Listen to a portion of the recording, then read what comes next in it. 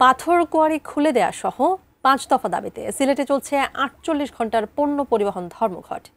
এ বিষয়ে বিস্তারিত জানাতে সিলেট মহানগরীর সোবহানীঘাট এলাকা থেকে সরাসরি যুক্ত হচ্ছেন প্রতিনিধি কামরুল ইসলাম মাহি।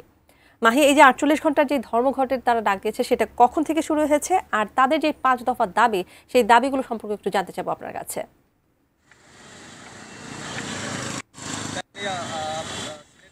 পরিবহন ধর্মঘট সেটি আসলে আজ সকাল থেকেই শুরু হয়েছে এবং এই পরিবহন ধর্মঘটের পণ্যবাহী পরিবহন ধর্মঘটের ফলে কিন্তু সিলেটের ব্যবসা বাণিজ্য একটা স্থবিরতা বিরাজ করছে। বিশেষ করে যে শ্রমিকরা যে ৫ দফা দাবি নিয়ে আসলে তারা পণ্যবাহী পরিবহন ধর্মঘট করছেন, তারা আসলে ট্রাক লরি এবং কাভার্ড ভ্যান পুরোপুরি আসলে বন্ধ রেখেছেন এবং এতে পণ্য পরিবহন কার্যক্রম আসলে পুরোপুরি স্থবির হয়ে পড়েছে। এবং আন্দোলনকারী যারা রয়েছেন তাদের পক্ষ থেকে বলা হচ্ছে জেলার সকল মালিক শ্রমিক একত্রিত হয়ে যুক্তির দাবিতে শান্তিপূর্ণভাবে আসলে তারা আন্দোলনটি করছেন এবং তাদের যে আসলে ৫ দফা দাবি, সেই ৫ দফা দাবির মধ্যে পাথর কোয়ারি তুলে দেওয়া, চাষার মিছিল ধ্বংস অভিযান বন্ধ করা এবং পাথর পরিবহনকারী ট্রাক আটকানো যে একটা বিষয় রয়েছে, পুলিশ মাঝে মধ্যেই যে ট্রাকগুলো আটক করে সেটি বন্ধ করে এবং চালকদের হয়রানি নির্যাতন বন্ধ সহ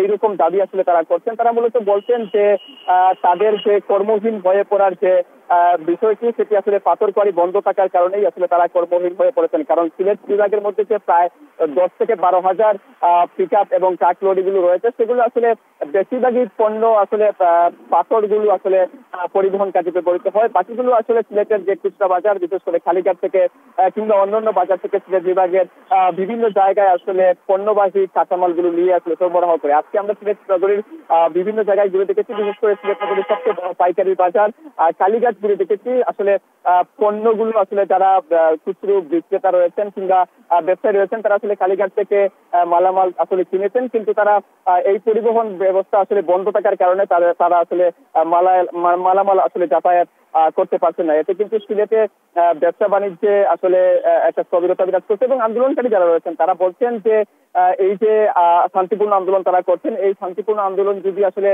দ্রুত সময়ের মধ্যে মেনে না নেওয়া হয়, তাহলে তারা আসলে সব রকমের গণপরিবহন বন্ধের একটা হুমকি দিয়েছেন। আমরা প্রশাসনের সঙ্গে কথা বলেছিলাম, তারা বলছেন বিষয়টি তারা অবজারভেশনে রেখেছেন। এখনো পর্যন্ত যারা আন্দোলনকারী রয়েছেন, পণ্যবাহী পরিবহন ধর্মঘট যারা পালন করছেন, তাদের সঙ্গে আসলে প্রশাসনের এখনো পর্যন্ত কোনো যোগাযোগ স্থাপন হয়নি। এবং আজ যেহেতু শনিবার ছুটির দিন এবং আগামীকাল তো আশুরার ছুটির দিন, সেই ক্ষেত্রে আসলে সরকারি ছুটির দিন